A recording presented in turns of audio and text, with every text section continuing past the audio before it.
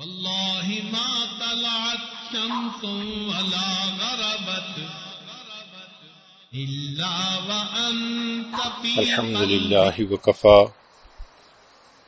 وسلام على عباده الذين اصطفى أما بعد أعوذ بالله من الشيطان الرجيم بسم الله الرحمن الرحيم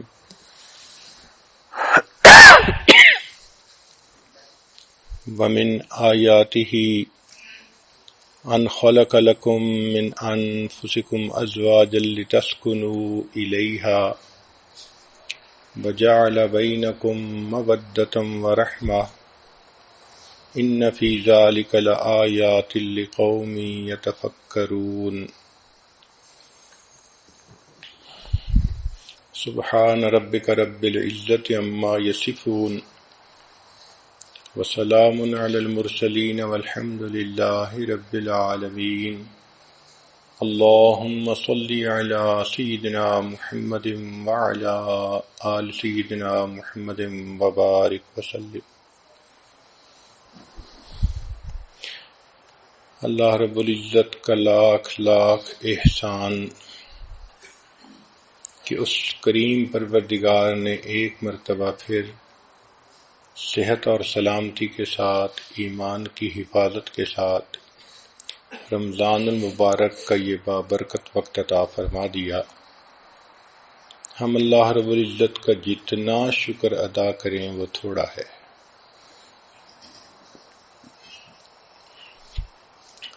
ان مجالس میں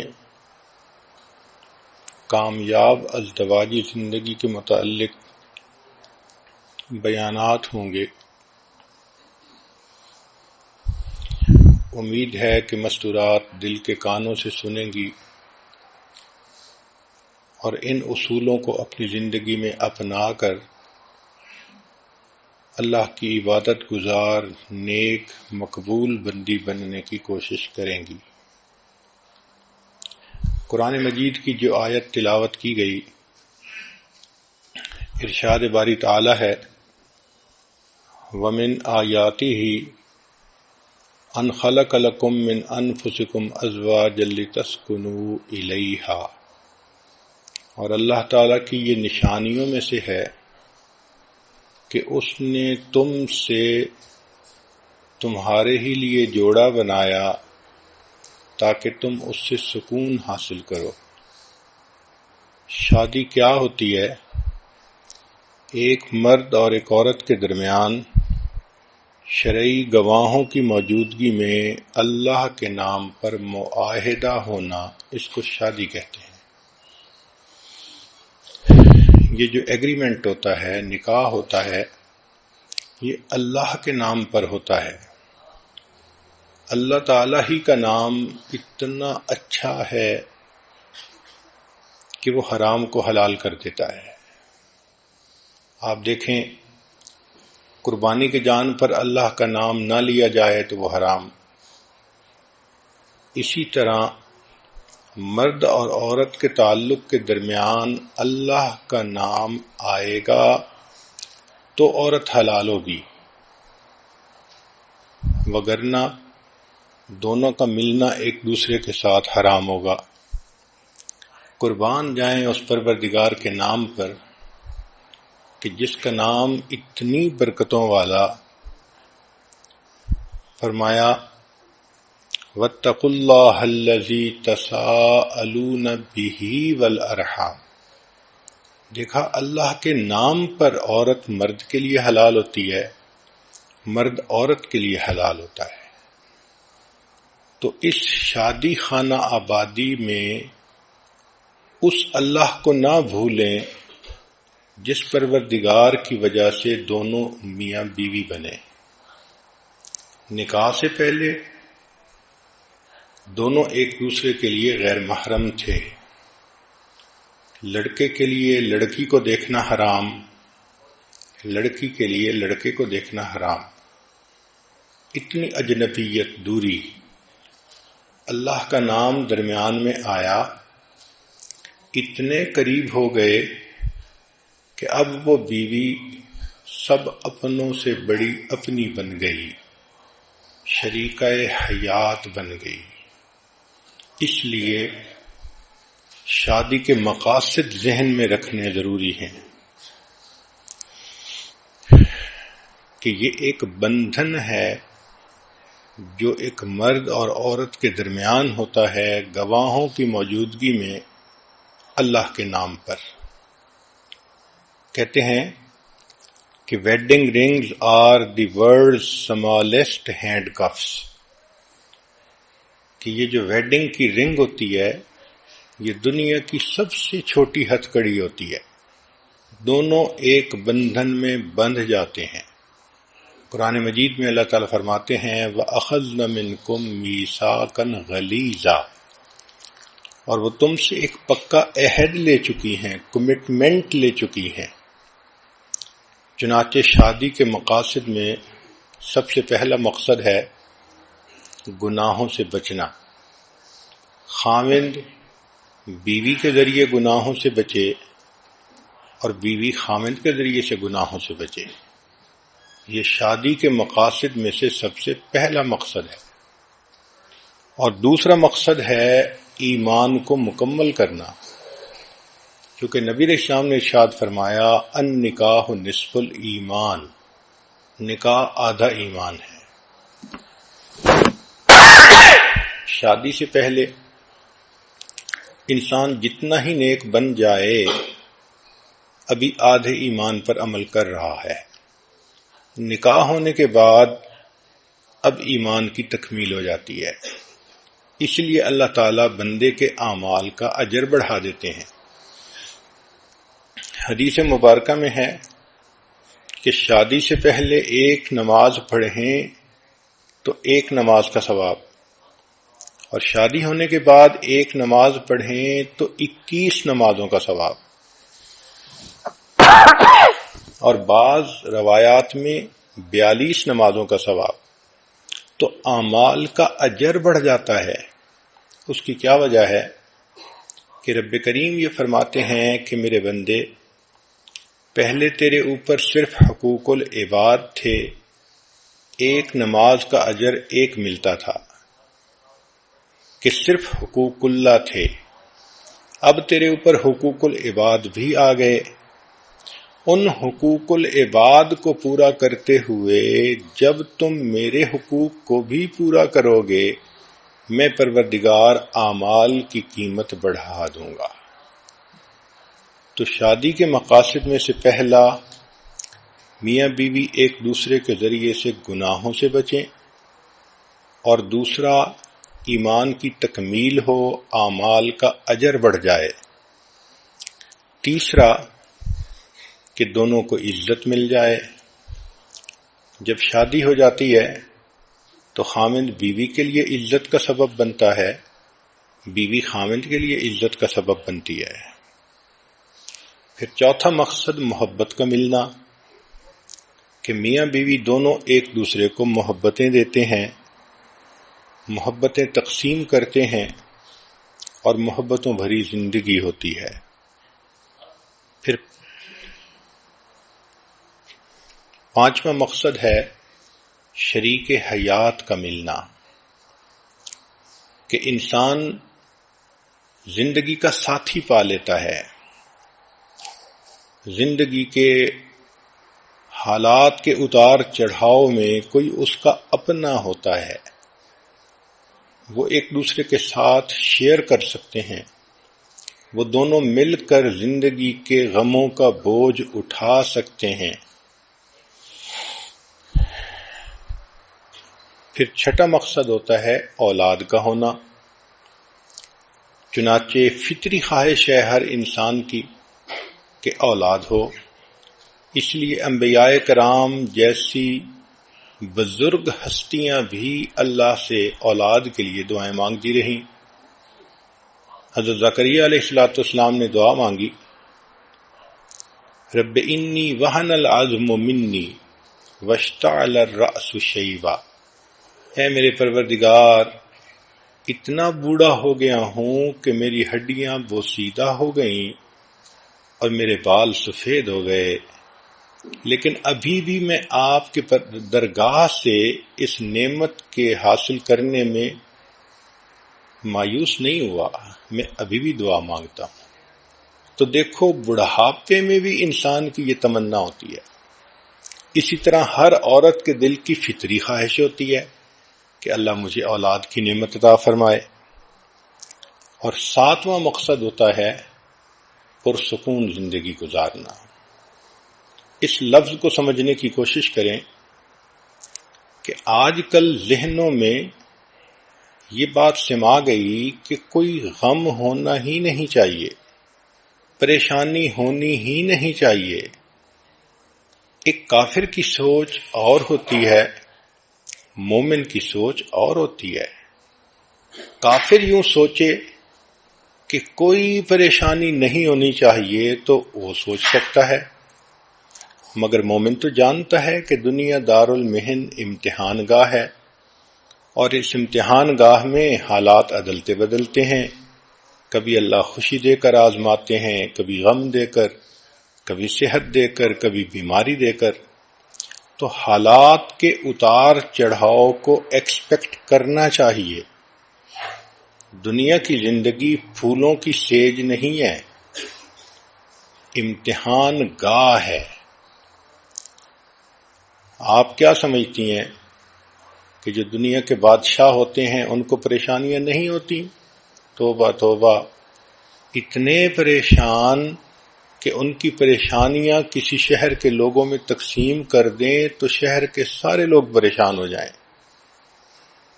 تو مقصد سمجھیں کہ سکون پانا۔ تو میاں بیوی دونوں پرسکون ہوتے ہیں، اگرچہ تنگی ہو، اگرچہ پریشانی ہو، اگرچہ بیماری ہو۔ تو ان چیزوں کا ہونا الگ بات ہے، اور دلی سکون ہونا یہ الگ بات ہے۔ جب انسان کو یہ محسوس ہوتا ہے نا کہ میں اکیلا نہیں، میرے ساتھ کوئی اور بھی ہے، تو پھر پریشانی نہیں لگتی، پھر دل پرسکون ہوتا ہے۔ اس لیے شریعت نے اتنا خوبصورت لفظ استعمال کیا کہ ایک لفظ سے شادی کا مقصد واضح فرما دیا۔ چنانچہ شادی ہونے کے بعد میاں بیوی مل کر قدم اٹھاتے ہیں، being together, sharing together, doing things together، یہ پھر ان کی زندگی کا اصول بن جاتا ہے۔ اب ہم پر سکون ازدواجی زندگی کیسے حاصل کریں؟ آئیے قرآن مجید کی تعلیمات کو سامنے رکھ کر اس مضمون کی تفصیلات سنیں۔ سب سے پہلے وَمِنْ آیَاتِهِ، اللہ تعالیٰ فرماتے ہیں کہ یہ اللہ کی نشانیوں میں سے ہے۔ تو خاوند بیوی کے لیے اللہ کی نشانی اور بیوی خاوند کے لیے اللہ کی نشانی۔ واقعی اگر اللہ نے میاں بیوی کو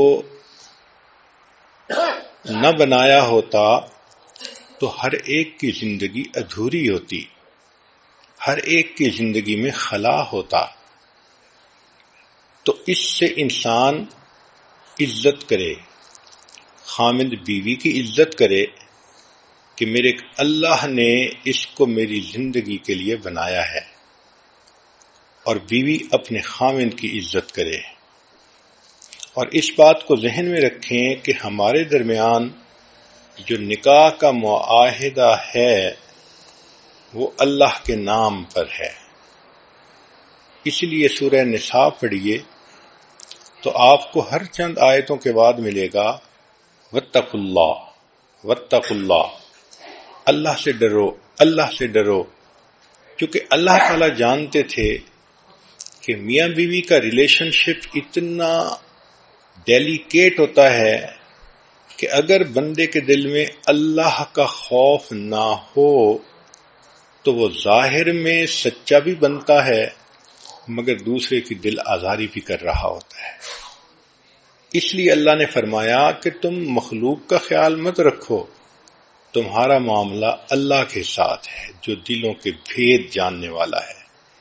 So Allah is the witness to all thoughts, intentions and actions. تم جو کر رہے ہو، تمہارے من میں کیا نیت ہے، اس کو اللہ جانتا ہے. آگے فرمایا وَجَعَلَ بَيْنَكُمْ مَوَدَّةً وَرَحْمَةً، اور اللہ نے تمہارے درمیان محبت پیدا کر دی. مودت کہتے ہیں محبت کو. چنانچہ میاں بیوی کو ایک دوسرے سے فزیکل اور ایموشنل دونوں طرح کی محبت چاہیے ہوتی ہے. اس لیے میاں بیوی آل سیزن فرینڈز ہوتے ہیں. یہ صرف بہار کے دوست نہیں ہوتے، یہ آل سیزن فرینڈز ہوتے ہیں. اور یہ فرینڈشپ آپس میں بلٹ اپ کرنی پڑتی ہے، اس پر انویسٹ کرنا پڑتا ہے. جتنا ایک دوسرے کی خاطر انویسٹمنٹ کریں گے اتنا یہ محبت مضبوط ہوتی چلی جائے گی. ایک دوسرے کو ٹائم دینا، ایفرٹس دینا، کیئر دینا، سپورٹ دینا، ایک دوسرے کے کام کرنا، ایک دوسرے کی ضروریات زندگی میں دلچسپی لینا، اس سے شادی کا بندھن مضبوط ہو جاتا ہے. یوں سمجھ لیں کہ میاں بیوی کا ایک ایموشنل بینک اکاؤنٹ ہوتا ہے. جتنا وہ اس کے اندر ان پٹ ڈالتے رہتے ہیں اتنا ان کی شادی پرسکون ہوتی ہے. Love is directly proportional to investment. جس چیز پر جان مال وقت لگتا ہے اس کی محبت دل میں آتی ہے. یہ اصول ہے. اس کی مثال سن لیجئے. ماں بیٹے کے اوپر کتنی انویسٹمنٹ کرتی ہے. 24 گھنٹے کی خادمہ، پہلے کھلاتی ہے بعد میں کھاتی ہے، پہلے پلاتی ہے بعد میں پیتی ہے، پہلے بچے کو سلاتی ہے بعد میں خود سوتی ہے. کتنی تھکی ہوئی کیوں نہ ہو، بچے کی آواز آنے پر فوراً اٹھ کھڑی ہوتی ہے اور بچے کی ضرورت کو پورا کرتی ہے. تو جب ماں بیٹے کو دودھ پلاتی ہے، اس کی کیئر کرتی ہے، لک آفٹر کرتی ہے، اتنا اس پر انویسٹمنٹ کرتی ہے تو بچے کی محبت بھی اس کے دل میں آ جاتی ہے. اتنی ٹچی ہوتی ہے، اپنی تکلیف گوارا کر لیتی ہے، بچے کی تکلیف اس سے گوارا نہیں ہوتی. انسان تو انسان، جانوروں میں بھی ہم نے دیکھا کہ مدر اپنے بیبی کے بارے میں کتنی پوزیسو ہوتی ہے، پروٹیکٹیو ہوتی ہے. اس کی بنیاد کیا کہ ماں کی انویسٹمنٹ ہوئی ہوتی ہے.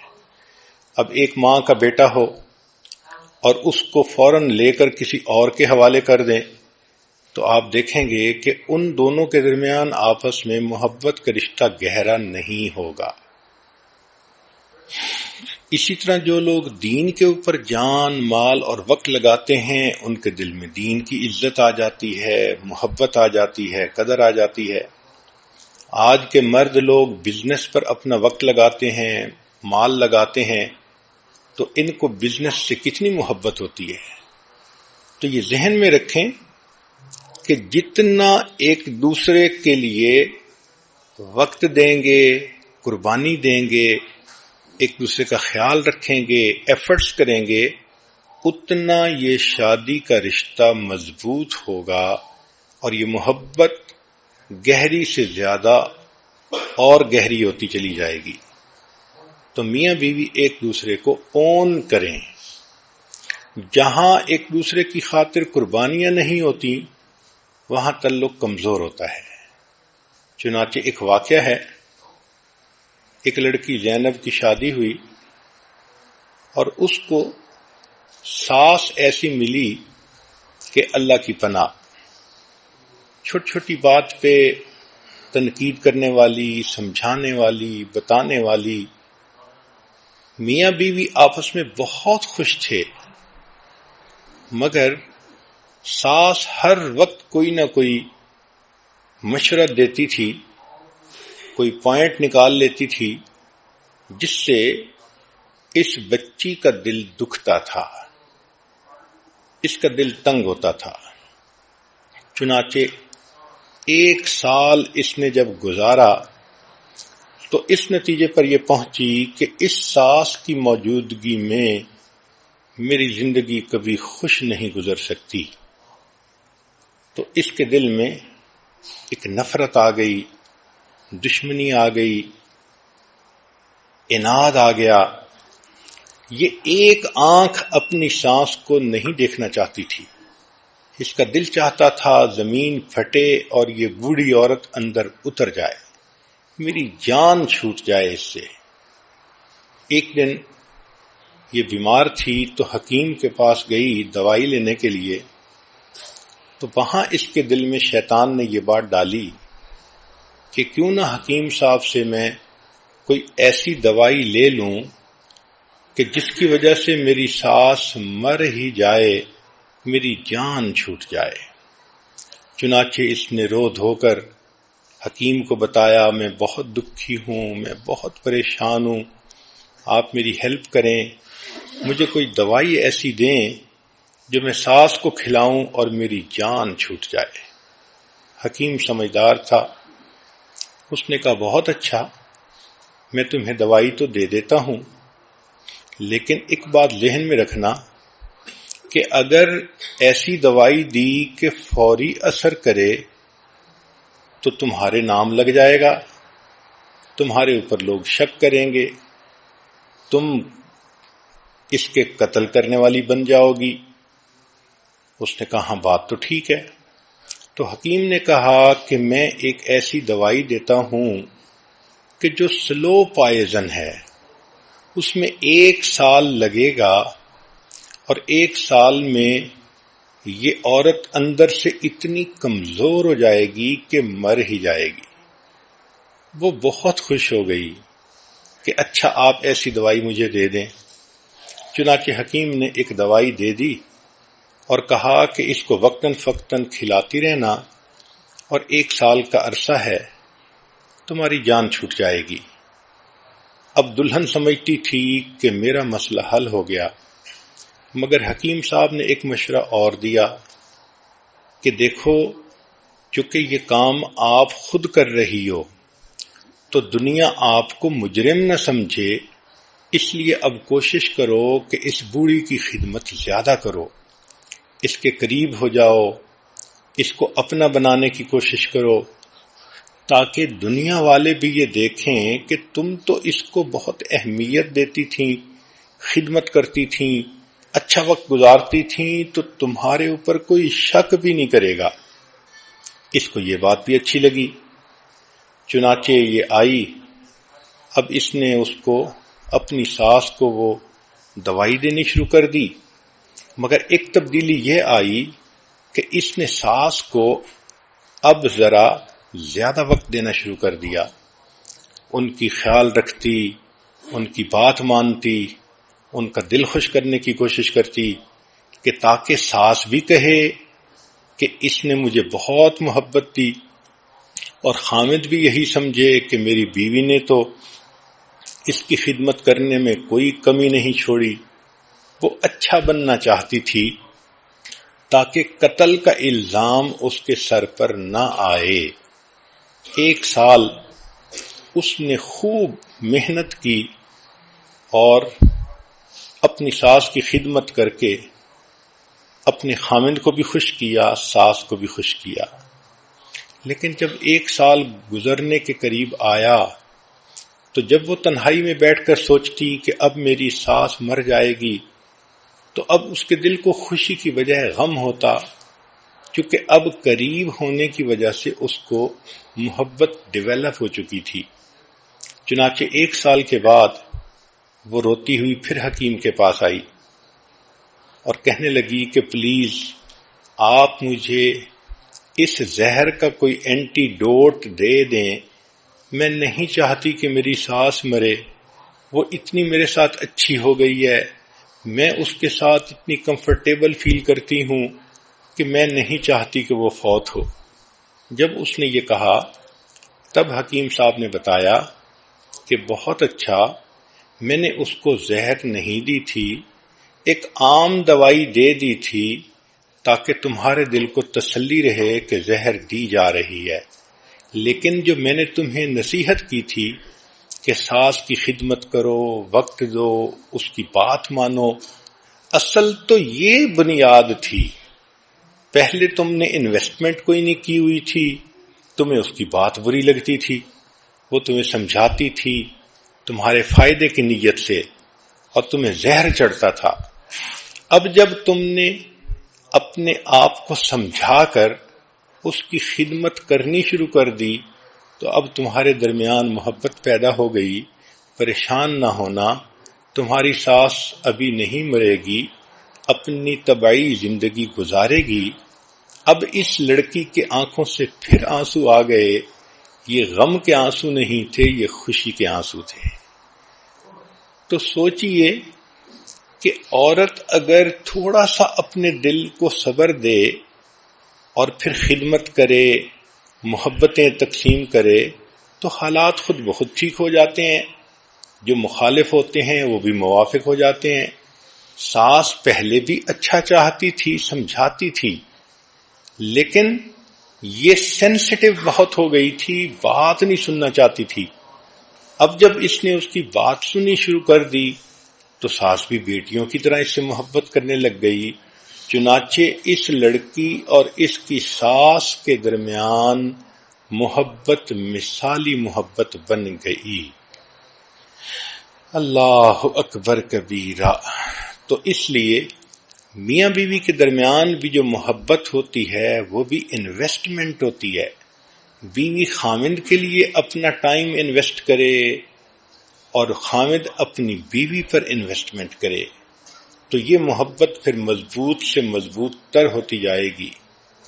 دوسری بات شریعت نے کہی مودتم و رحمہ، اور تمہارے درمیان ہم نے رحمت کو رکھ دیا۔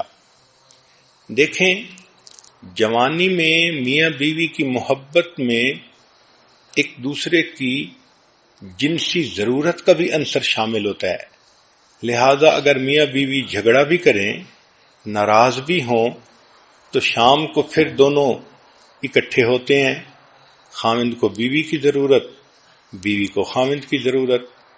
لیکن جب بڑھاپا آ جاتا ہے تو اس وقت یہ جنسی ضرورت کا پہلو نہ ہونے کے برابر ہو جاتا ہے، تو اس وقت تو ایک دوسرے کے ساتھ اگر جھگڑا ہو تو نفرتیں پکی ہو جاتی ہیں۔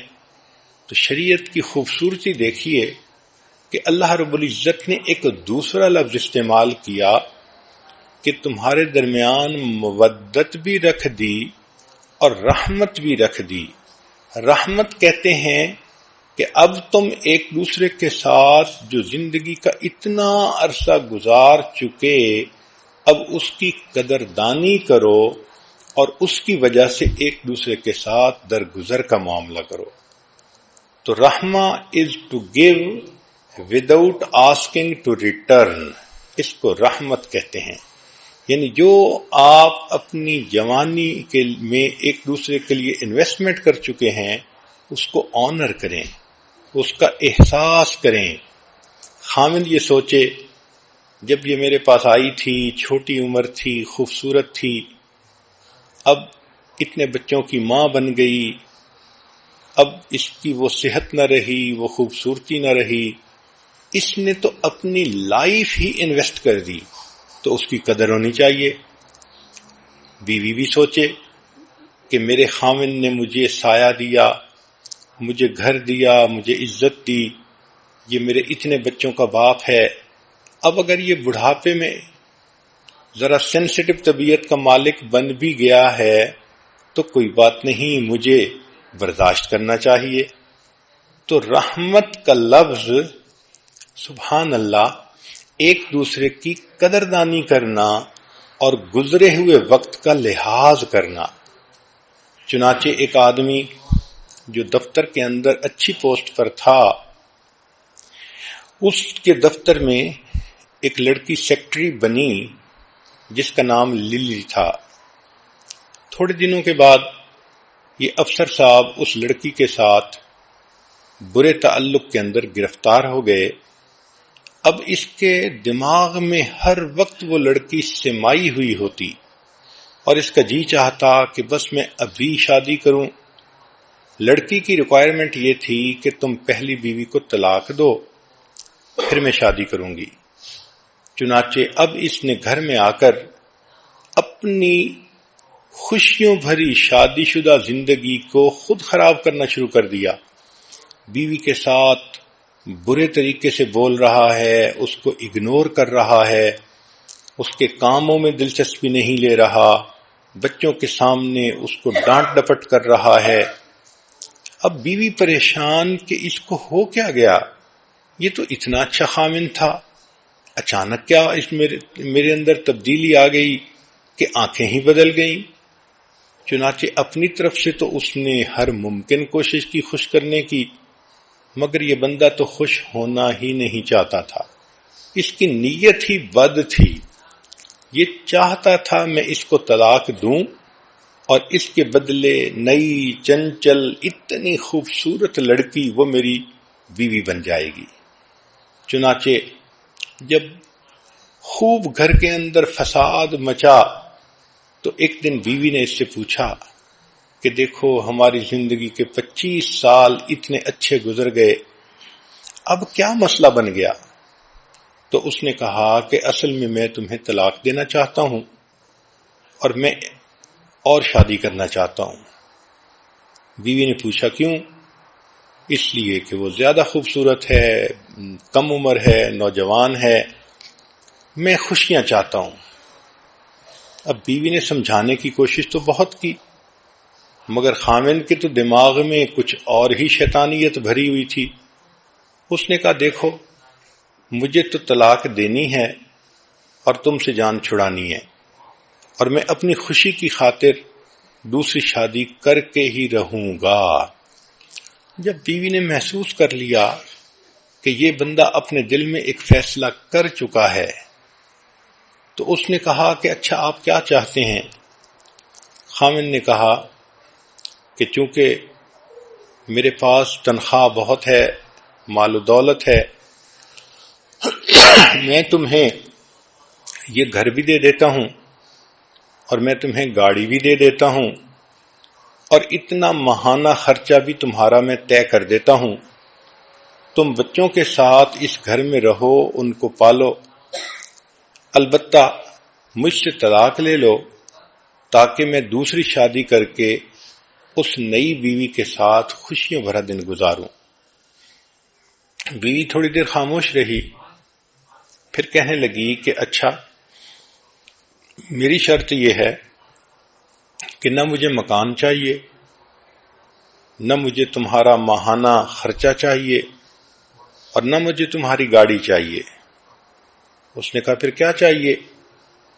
اس نے کہا کہ بس میری شرط یہ ہے کہ تم مجھے محبت بھرا 1 مہینہ دے دو اور اس 1 مہینے میں اس طرح محبت سے رہو جیسے ہم اس وقت محبت سے رہتے تھے جب ہماری شادی ہوئی تھی، ابتدائی دنوں میں۔ خامن نے کہا کہ یہ تو بہت آسان کام ہے، 1 مہینہ اس کو محبتیں دو، پیار دو اور پھر جان ہی چھوٹ جائے گی۔ چنانچہ خامن نے اس کے ساتھ یہ عہد کر لیا۔ اب چونکہ میاں بیوی میں عہد تھا تو بیوی نے اسے کہا کہ دیکھو جب شادی ہوئی تھی میں دلہن تھی، آپ ایسے آتے تھے، ایسے بیٹھتے تھے، ایسے بات کرتے تھے، میں بھی آپ سے ایسے بات کرتی تھی، لہذا ہم نے یہ مہینہ اسی حالت میں گزارنا ہے۔ خامن نے کہا بہت اچھا۔ چنانچہ دونوں نے آپس میں خوب گرم جوشی کا اظہار کیا، محبتوں کا اظہار کیا، میل ملاپ کیا، باتیں کیں، بیٹھے، اور جیسے ہنی مون کا وقت ہوتا ہے دونوں نے اس طرح وقت فارغ کر لیا۔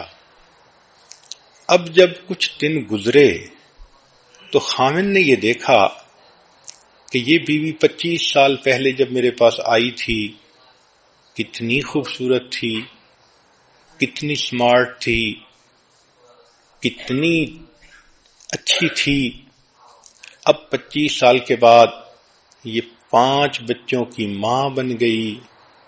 اب صحت بھی اس کی کمزور ہو گئی، کچھ بینائی بھی کمزور ہو گئی، بلڈ پریشر کی مریضہ بھی بن گئی. اب معدے کے السر کا بھی مسئلہ ہے.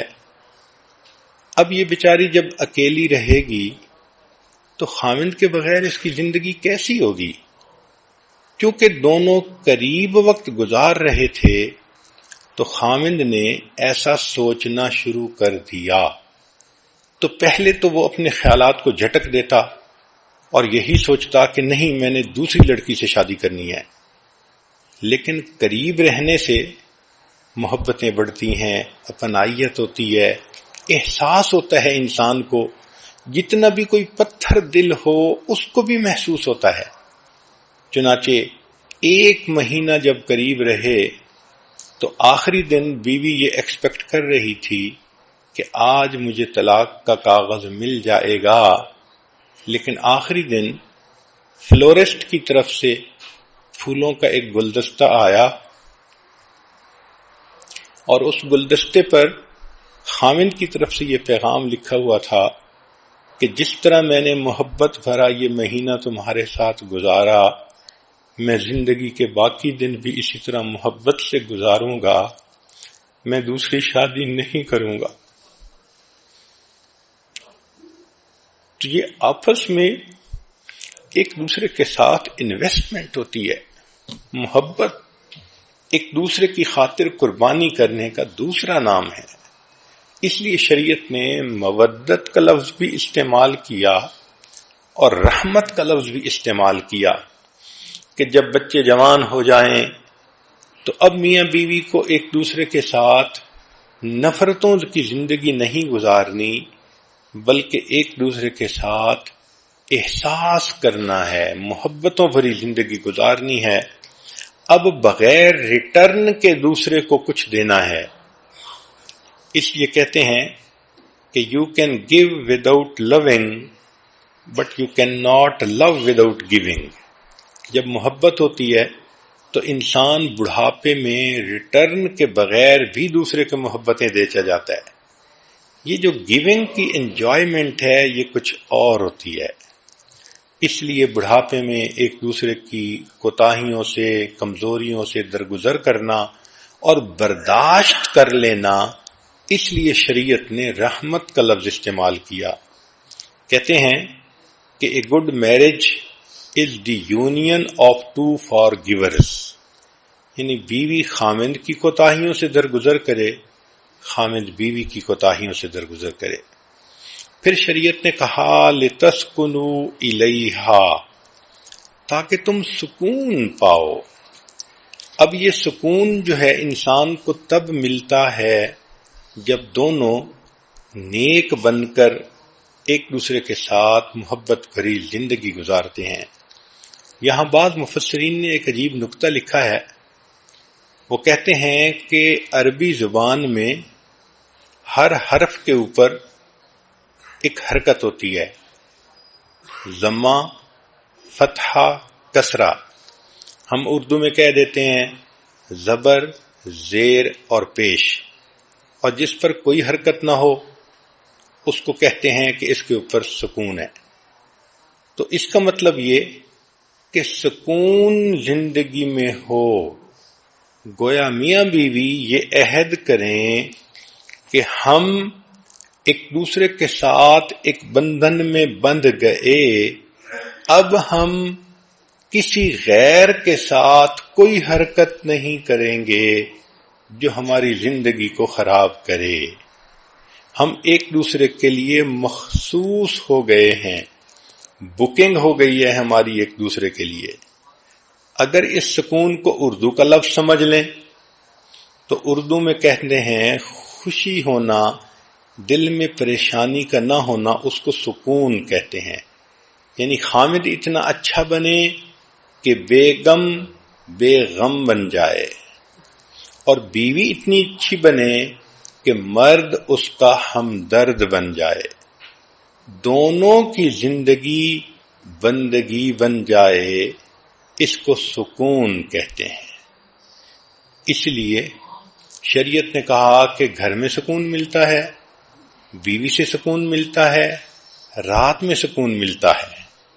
وَجَعَلَ اللَّيْلَ سَكَنًا، بیوی کے بارے میں فرمایا لِتَسْكُنُوا إِلَيْهَا، گھر کے بارے میں فرمایا وَسَكَنْتُمْ فِي مَسَاكِنِكُمْ۔ تو انسان اگر پرسکون زندگی گزارنا چاہتا ہے اپنے گھر میں اپنی بیوی کے ساتھ دن رات کا وقت گزارے، تب اس کو پرسکون زندگی گزر سکتی ہے۔ جو شادی شدہ لوگ سڑکوں پر چوراہوں میں سکون ڈھونڈتے پھرتے ہیں وہ بیچارے قابل رحم ہوتے ہیں، ان کو شیطان نے بہکایا ہوتا ہے، وہ دھوکہ کھائے ہوئے لوگ ہوتے ہیں۔ بھلا سڑکوں پہ سکون کہاں ملتا ہے؟ ہوس ملتی ہے، حسرت ملتی ہے، پریشانی ملتی ہے، اللہ کے ہاں ناکامی ملتی ہے۔ سکون تو ملتا ہے اس طریقے سے زندگی گزارنے پر جو طریقہ ہمیں شریعت نے بتایا ہے۔ چنانچہ قرآن مجید کی تعلیمات پر غور کریں تو شریعت نے کہا ہن لباس لکم وانتم لباس لہن، خاوند بیوی کا لباس ہے اور بیوی خاوند کے لیے لباس ہے۔ اب دیکھو یہ خوبصورتی ہے شریعت کی کہ ایک لفظ میں میاں بیوی کے تعلق کو ڈیفائن کر دیا گیا۔ دنیا کے بڑے بڑے ادیبوں سے پوچھا گیا کہ میاں بیوی کے تعلق کو تم ذرا قلم کے ذریعے سے واضح کرو، تو کسی نے کہا میاں بیوی زندگی کے دو ساتھی ہیں، کسی نے کہا گاڑی کے دو پہیے ہیں، کسی نے کچھ کہا، کسی نے کچھ کہا، مگر جو ان کے درمیان صحیح تعلق تھا اس کو وہ فکروں میں بھی واضح نہ کر سکے۔ قرآن مجید کی خوبصورتی دیکھیے، ایک فکرہ نہیں، ایک لفظ کے اندر حقیقت کھول دی۔ خاوند کو بیوی کا لباس کہا، بیوی کو خاوند کا لباس کہا۔ نکتہ کیا ہے کہ لباس سے انسان کے عیب چھپتے ہیں، بیوی کے عیب خاوند کی وجہ سے چھپتے ہیں، خاوند کے عیب بیوی کی وجہ سے چھپتے ہیں۔ پھر سردی گرمی میں انسان کپڑوں سے اپنا بچاؤ کرتا ہے، اسی طرح زندگی کی سردی گرمی میں بیوی خاوند کے ذریعے سے پروٹیکشن لیتی ہے، خاوند کو بیوی کے ذریعے سے پروٹیکشن ہوتی ہے۔ پھر انسان کپڑے پہنتا ہے تو خوبصورت نظر آتا ہے۔ عورت کی تو بات ہی اور ہے کہ اللہ نے اس میں بہت حیا رکھی ہوتی ہے۔ مرد ہی کو سوچ لیں کہ اگر اس کو کوئی کہہ دے کہ ہم تمہیں بے لباس کر دیں گے تو مرد کا جی چاہتا ہے کہ زمین پھٹ جاتی، میں اندر اتر جاتا اس سے پہلے کہ میرا لباس کوئی میرے جسم سے اتارے۔ تو لباس کے بغیر انسان دوسرے کے سامنے آنا گوارا نہیں کرتا، لباس سے اس کو زینت ملتی ہے۔ تو میاں بیوی بھی ایک دوسرے کا لباس ہیں، ایک دوسرے کی زینت ہیں۔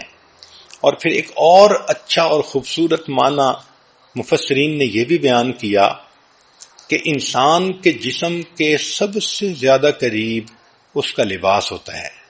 آپ غور کریں تو لباس سے زیادہ تو انسان کے قریب اور کچھ نہیں ہوتا، لباس جسم کے ساتھ چپکا ہوا ہوتا ہے، اس طرح جسم ساتھ ہوتا ہے۔ تو شریعت نے کہا کہ دیکھو جس طرح لباس تمہارے جسم کے قریب ہے، اس طرح شادی ہونے کے بعد میاں بیوی کے اتنا قریب اور بیوی خاوند کے اتنا قریب، دونوں لباس کی طرح ایک دوسرے کے ساتھ اکٹھے ہیں، دونوں ایک ہیں۔ اس لیے کہتے ہیں کہ chains do not hold a marriage together, it is threads, hundreds of tiny threads which sew husband and wife together through years. سال گزرتے ہیں، میاں بیوی ایک دوسرے کے ساتھ محبتوں بھری زندگی گزارتے گزارتے تو یہ سوئی دھاگے کے جیسے ٹانکے لگ جاتے ہیں اور چیز جڑ جاتی ہے، اس طرح میاں بیوی کے دل جڑ جاتے ہیں۔ شادی میں یہ کوتاہی کی جاتی ہے کہ خاوند چاہتا ہے بس بیوی آئیڈیل ہو اور اپنی ذمہ داریاں پوری کرے، خود نہیں سوچتا کہ مجھے بھی تو آئیڈیل بننا چاہیے اور مجھے بھی تو بیوی کی ضروریات کو پوری کرنی چاہیے۔ تو یہ جو ہوتا ہے نا کہ دوسرے سے ایکسپیکٹیشن زیادہ رکھنا اور خود نہ کرنا، یہ شادی کے فیلیور کا بڑا سبب ہوتا ہے۔ اس لیے کہتے ہیں کہ success in marriage does not merely come through finding the right mate but through being the right mate. ہم شادی کے بعد اچھے ساتھی خود بنیں گے تو پھر دوسرا بھی انسان اچھا بن جائے گا۔ اللہ اکبر کبیرہ۔ تو یہ شادی جب ناکام ہوتی ہے تو شادی ناکام نہیں ہوتی، لوگ ناکام ہوتے ہیں، دو بندے ناکام ہو جاتے ہیں اپنی زندگی کے مقصد میں۔ اس لیے میاں بیوی ایک دوسرے کے ساتھ محبت پیار کی زندگی گزاریں۔ ہمارے حضرت مرشد عالم رحمت اللہ علیہ فرمایا کرتے تھے، جہاں محبت موٹی ہوتی ہے وہاں عیب پتلے ہوتے ہیں، اور جہاں محبت پتلی ہوتی ہے وہاں عیب موٹے ہوتے ہیں۔ جب محبت کمزور ہوتی ہے تو خاوند کو بیوی میں بہت کوتاہیاں نظر آتی ہیں اور بیوی کو خاوند میں بہت کوتاہیاں نظر آتی ہیں۔ اس لیے کوشش یہ کریں کہ یہ محبت مضبوط ہو تاکہ کوتاہیاں نظر ہی نہ آئیں اور انسان پیار کی زندگی گزارے۔ کہتے ہیں کہ ایک شخص تھا جس کا نام تھا مجنون، ویسے تو قیس اس کا نام تھا، قیس کہتے ہیں عقل مند کو، تو یہ عقل مند نوجوان تھا مگر ایک لڑکی پر فریفتہ ہو گیا جس کا نام لیلا تھا۔ ایسا دل دے بیٹھا کہ بیچارہ اپنے آپ سے ہی گیا، ہر وقت لیلا کی خیال، لیلا کی سوچ، لیلا کی باتیں، چنانچہ اس کے تذکرے بہت لوگوں میں مشہور ہو گئے۔ تو ایک حاکم وقت تھا، اس نے جب یہ سب سٹوریز سنی تو اس نے کہا کہ میں لیلا کو بلا کے دیکھوں تو صحیح کہ وہ کتنی خوبصورت ہے جو ایک مرد اس کے اوپر اتنا عاشق ہو گیا۔ جب اس نے اس کو بلایا تو دیکھا کہ وہ تو عام ایوریج لڑکی کی طرح تھی، تو اس نے اسے کہا کہ تو اتنی خوبصورت تو نہیں ہے۔ تو فارسی میں شاعر نے اس کو یوں کہا کہ از دیگر خوباں تو افزوں نیستی، کہ تو باقی نازنینوں سے زیادہ خوبصورت نہیں، گفت خامش کیوں تو مجنوں نیستی۔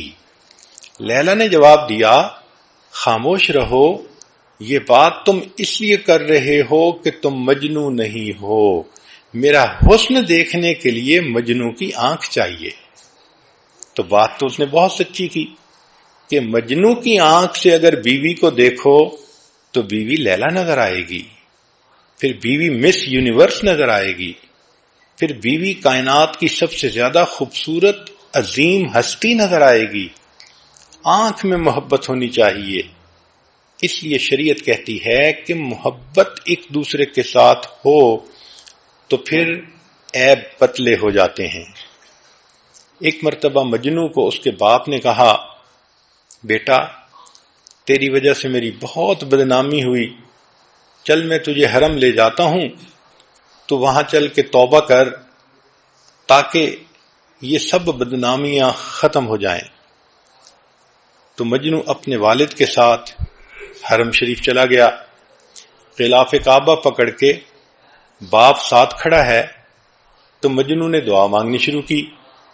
اب والد نے تو یہ کہا تھا کہ دعا مانگ اور لیلا کی محبت سے ہمیشہ کے لیے جان چھڑا، تو مجنوں نے غلاف کعبہ پکڑ کر دعا مانگی، الہی الہی تبت من کل المعاصی ولیکن حب لیلا لا اتوب، اے اللہ میں ہر گناہ سے توبہ کرتا ہوں مگر لیلا کی محبت سے توبہ نہیں کرتا۔ اور ساتھ یہ بھی کہا کہ الہی لا تسلبنی حبہا ابدا، اے اللہ اس کی محبت کبھی میرے دل سے نہ نکالنا. وَيَرْحَمَ اللَّهُ عَبْدًا قَالَ آمِينَ، اور اللہ میری دعا پر جو آمین کہہ دے اس بندے کے گناہ بھی معاف کر دینا. تو جب محبت ہوتی ہے تو انسان کی آنکھ کچھ اور دیکھتی ہے.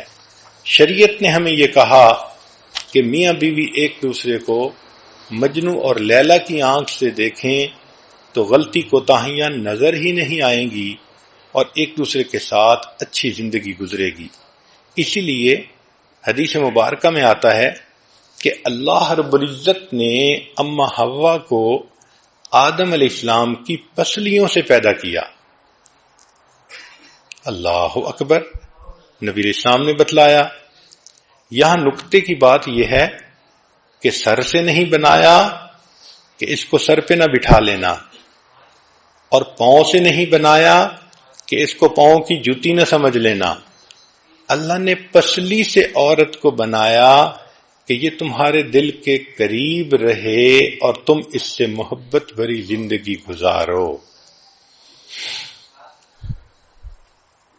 اس لیے کہتے ہیں کہ true love does not consist of holding hands, it consist of holding hearts together. دل جڑتے ہیں تو گھر آباد ہو جاتے ہیں، جس طرح اینٹیں جڑتی ہیں تو مکان بن جاتے ہیں. پھر شریعت نے دیکھو ایک اور خوبصورت اصول بنایا، الرجال قوامون علی النساء، کہ اللہ نے گھر کے اندر مرد کو قوام بنایا ہے، امیر بنایا ہے. جس طرح ایک آفس ہو، چند بندے کام کرتے ہوں تو ایک کو مینیجر بنا دیتے ہیں، تو شریعت نے بھی مرد کو گھر کا مینیجر بنا دیا اور بیوی کو کہا کہ تم اس کی ماتحت ہو، اس کی بات مان کر چلو گی تو تمہاری زندگی میں برکتیں ہوں گی. آج ایک بڑی غلطی گھروں میں یہ بھی ہوتی ہے کہ عورت چاہتی ہے کہ حکومت میری ہو، بات میری چلے، خامند میری انگلیوں کے اشاروں پہ ناچے. یہ ایک بہت بیوقوفی والی سوچ ہے. جس کو رب نے ذمہ دار بنایا تو برکتیں تو اب اسی کے ساتھ ہیں. اس لیے ایک دوسرے کے ساتھ آرگومنٹس کرنا اور اپنی برتری کو ثابت کرنے کی کوشش کرنا، میرے فیصلے زیادہ بہتر ہوتے ہیں، میں زیادہ پڑھی لکھی ہوں، میں زیادہ اچھی ہوں، میرا آئی کیو لیول، یہ سب بے وقوف کی باتیں ہیں. بھئی آپ سب کچھ ہو مگر وہ مرد آپ کا امیر ہے، اور مامور کی کامیابی امیر کی اطاعت میں ہوتی ہے. اللہ تعالیٰ تو یہ دیکھیں گے کہ تم نے خامند کی فرمانبرداری کتنی کی. اس لیے life is short, don't make it shorter by arguments. کیا ضرورت ہے جھگڑوں میں پڑنے کی، پرسکون زندگی گزاریں. ایک واقعہ سن لیجئے. خالد رضی اللہ عنہ ایک صحابی ہیں، ان کی بیوی کا نام ہے رملہ، اور یہ رملہ حضرت زبیر رضی اللہ عنہ کی بیٹی تھیں، عبداللہ ابن زبیر رضی اللہ عنہ کی بہن تھیں. اسماء رضی اللہ عنہ جو صدیق اکبر عنہ کی بیٹی ہیں، یہ ان کی بیٹی تھیں. چنانچہ رملہ اور خامند آپس میں اچھی زندگی گزار رہے تھے، مگر ان کے خامند خالد رضی اللہ عنہ کو عبداللہ ابن زبیر رضی اللہ عنہ سے کوئی رنجش تھی. وہ کہتے تھے کہ اس کی طبیعت میں سختی زیادہ ہے، یہ دوسرے بندے کی بات کو وزن نہیں دیتے. چنانچہ ایک موقع پہ دونوں اکٹھے تھے گھر میں، یعنی خالد رضی اللہ عنہ بھی تھے اور عبداللہ ابن زبیر رضی اللہ عنہ بھی آ گئے. تو دونوں میں کچھ بات ہوئی تو خالد رضی اللہ عنہ نے کچھ غصے سے اپنے جذبات کا اظہار کر دیا. عبداللہ ابن زبیر رضی اللہ عنہ نے جواب بھی دیا. تو گویا دو مردوں کے درمیان کچھ ہاٹ ورڈز جو تھے وہ ایکسچینج ہوئے. رملہ خاموشی کے ساتھ ایک طرف بیٹھی رہیں. جب عبداللہ ابن زبیر چلے گئے تو خامند نے بیوی کو کہا کہ تمہارا خامند اور تمہارا بھائی آپس میں بحث کر رہے تھے اور تم آرام سے ایک طرف بیٹھی رہیں، کیا مسئلہ تھا؟ تو رملہ نے کہا ہم عورتیں ہیں، اللہ نے ہمیں پھول بنایا ہے کہ تاکہ ہمارے خامد ہماری خوشبو سے لذت اٹھائیں، ہمیں ان جھگڑوں میں پڑنے کی کیا ضرورت ہے۔ اتنا خوبصورت جواب تھا کہ خالد لانو اٹھے اور انہوں نے بیوی کے ماتھے پہ بوسہ دیا اور ان کا غصہ ہی ختم ہو گیا۔ تو عورتوں کو تو ان جھگڑوں میں اور ان چیزوں میں پڑنے کی ضرورت ہی نہیں ہے۔ خامد کا دل جیتیں، محبتوں بھری زندگی گزاریں اور اللہ کی مقبول بندی بن کر وقت گزاریں۔ قرآن مجید پر نظر دوڑائیے تو قرآن مجید نے ایک اور خوبصورت اصول بتایا، فرمایا وَعَاشِرُوهُنَّ بِالْمَعْرُوفِ کہ خامدو تم اپنی بیویوں کے ساتھ اچھے سلوک کی زندگی گزارو۔ مفسرین نے لکھا ہے کہ اللہ رب العزت نے بیویوں کی سفارش کی ہے خامدوں کو، اور نبی علیہ السلام نے بھی سفارش فرمائی۔ اس لیے حدیث پاک میں آتا ہے کہ جب نبی علیہ السلام دنیا سے تشریف لے جانے لگے تو آخری بات آپ نے فرمائی وَمَا مَلَكَتْ أَيْمَانُكُمْ اپنے ماتحتوں کا خیال رکھنا، اور ماتحتوں میں بیوی کا سب سے پہلا نمبر ہوتا ہے۔ تو گویا بیوی کے لیے دو بڑی بڑی سفارشیں ہیں، ایک اللہ کی سفارش ہے اور ایک رسول اللہ صلی اللہ علیہ وسلم کی سفارش ہے۔ اب جس کے دل میں اللہ کی قدر ہے، نبی علیہ السلام کی قدر ہے، وہ تو اس سفارش کا خیال رکھے گا اور اس کی وجہ سے اپنی بیوی کو بہت محبتیں دے گا، بہت پیار سے رکھے گا۔ ہر وقت کی ڈانٹ ڈپٹ، ہر وقت کی سختی، ہر وقت کی بے رخی کی باتیں وہ کبھی بھی ایسا نہیں کرے گا، بلکہ محبت پیار سے رکھے گا کہ میرے مالک نے بھی سفارش کی اور میرے آقا نے بھی سفارش کی، اور جو آج اس سفارش کا لحاظ نہیں کرے گا کل قیامت کے دن اللہ کی رحمت کا وہ حصہ نہیں پا سکے گا۔ کہ میرے بندے تم نے میری سفارش کا دنیا میں لحاظ نہ کیا، اب میں تمہارے ساتھ نرمی کا معاملہ کیوں کروں؟ حضرت تھانوی رحمۃ اللہ نے واقعہ لکھا ہے، ایک بندے کی بیوی سے بڑی غلطی ہو گئی، چاہتا تو طلاق دے دیتا، گھر بھیج دیتا، مگر اس نے دیکھا کہ بیوی بہت زیادہ ریپینٹ کر رہی ہے تو اس نے اس کو اللہ کے لیے معاف کر دیا۔ کچھ عرصے بعد یہ خامد کی وفات ہوئی، خواب میں کسی نے دیکھا تو پوچھا کیا ہوا؟ تو اس نے کہا کہ اللہ کے حضور پیشی ہوئی، اللہ رب العزت نے فرمایا تم نے اپنی بیوی کو میری بندی سمجھ کے معاف کیا تھا، آج میں تمہیں اپنا بندہ سمجھ کے معاف کر دیتا ہوں۔ تو ہم ایک دوسرے کی غلطیوں سے درگزر کریں گے، اس کے بدلے اللہ ہماری غلطیوں سے درگزر فرمائیں گے۔ تو کامیاب ازدواجی زندگی کے لیے دو نکتے کی باتیں ذرا ذہن میں رکھ لینا۔ ایک تو یہ کہ شادی کے بعد میاں بیوی کو اپنی ایک لینگویج ڈیولپ کر لینی چاہیے، اس کو کہتے ہیں لینگویج آف میرج۔ ایک دوسرے کو محبت کی نظروں سے دیکھنا، مسکرا کے دیکھنا، پیار بھرے لفظ ایک دوسرے کو ایکسچینج کرنا، اشارے کرنا، یہ سب کے سب مل ملا کر ایک لینگویج بنتی ہے جس کو لینگویج آف میرج کہتے ہیں۔ جس میاں بیوی کے درمیان یہ لینگویج ڈیولپ نہیں ہوئی، ان کی زندگی کبھی پرسکون نہیں گزر سکتی۔ تو ایک تو میاں بیوی میرج کی لینگویج کو ڈیولپ کریں، اشارے کنائے ہوں۔ میاں بیوی کے اشارے کنائے تو ایسے ہوتے ہیں کہ شاعر نے لکھ دیا میانے عاشق و معشوق رمزیست کرامن کاتبین راہم خبر نیست، کہ میاں بیوی کے درمیان ایسے اشارے ہوتے ہیں کہ فرشتوں کو بھی پتہ نہیں چلتا، وہ میسج پاس آن کر جاتے ہیں۔ تو ایک تو اس لینگویج کا ڈیولپ ہونا ضروری ہے، اور دوسرا جیسے آپ مختلف مضمون اسکول میں پڑھتی ہیں، سائنس کا مضمون، کیمسٹری کا مضمون، فزکس کا مضمون، تو آج آپ کو ایک مضمون پڑھائیں جس کو کہتے ہیں arithmetic of marriage. Arithmetic of marriage یعنی شادی کا یہ الجبرا ہے. اس الجبرے کا قانون کیا ہے کہ 1+1 is everything. یعنی میاں اور بیوی دونوں اکٹھے ہیں تو سب کچھ ہے، اور 2-1 is nothing. کہ اگر دو ہیں مگر الگ ایک کو کر دیں تو پیچھے کچھ بھی نہیں بچتا. تو یہ ارتھمیٹک کی ایکویشن یاد کر لیں کہ 1+1 is everything اور 2-1 is nothing. اب لب لباب آج کی گفتگو کا کہ اگر میاں بیوی چاہتے ہیں کہ ایک دوسرے کے ساتھ پرسکون ازدواجی زندگی گزاریں تو اس کا طریقہ یہ ہے کہ دونوں اللہ کے فرما بردار بندے بن کر زندگی گزاریں.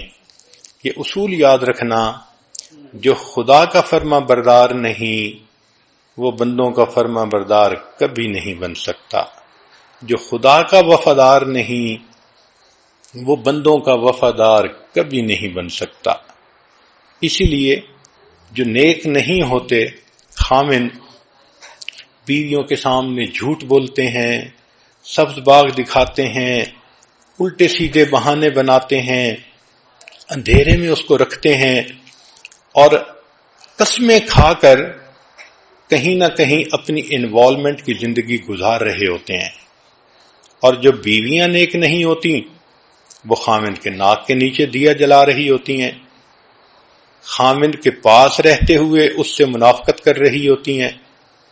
تو اصل چیز یہ ہے کہ ہم اللہ کے بندے بنیں گے تو ایک دوسرے کے ساتھ بھی ہم پرخلوص زندگی گزار سکیں گے.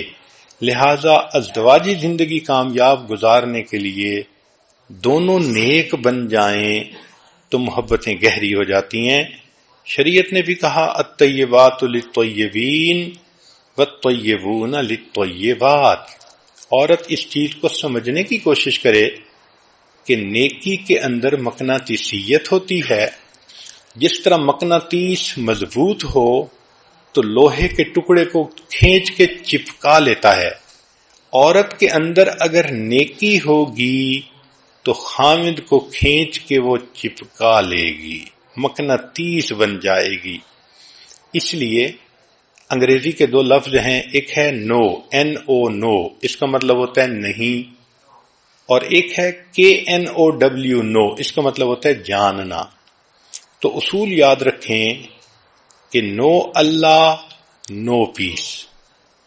جن کی زندگی میں اللہ کا تصور نہیں، وہ من مرضی کرتے ہیں، نفس کی زندگی گزارتے ہیں، ان کی زندگی میں نو پیس، امن آ ہی نہیں سکتا. نو اللہ KNOW، اللہ کو جانو گے تو یو ول نو پیس، پھر تمہیں اللہ تعالیٰ امن کی زندگی بھی عطا فرما دیں گے. تو نیکی پہ اگر میاں بیوی متفق ہو جائیں تو زندگی پرسکون گزرتی ہے. عورتوں کو چاہیے خود بھی نیک بنے، گھر کے ماحول کو بھی نیکی والا بنائیں، اپنے میاں کو بھی نیکی کی طرف کھینچ لیں. جتنا وہ اللہ کے قریب ہوتا جائے گا اتنا اپنی بیوی کو بھی دل کے قریب کرتا چلا جائے گا. اس لیے کہنے والے نے کہا کہ پیشانی بغیر جھومر کے بھی اچھی لگ سکتی ہے اگر اس پر سجدوں کے نشان ہوں.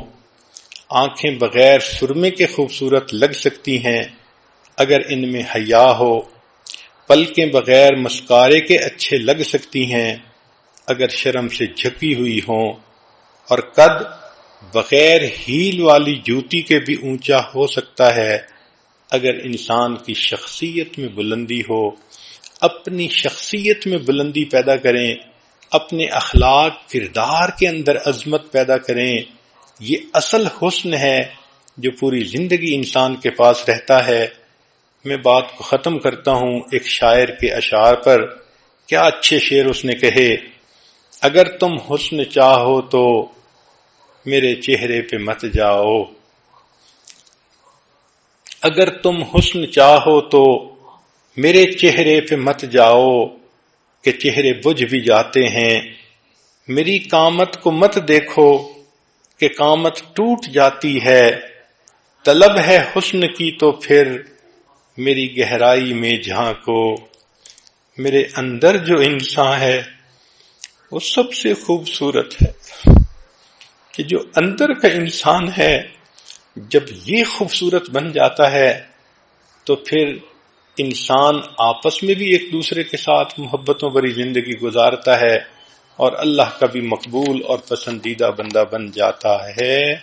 وآخر دعوانا ان الحمد للہ رب العالمین۔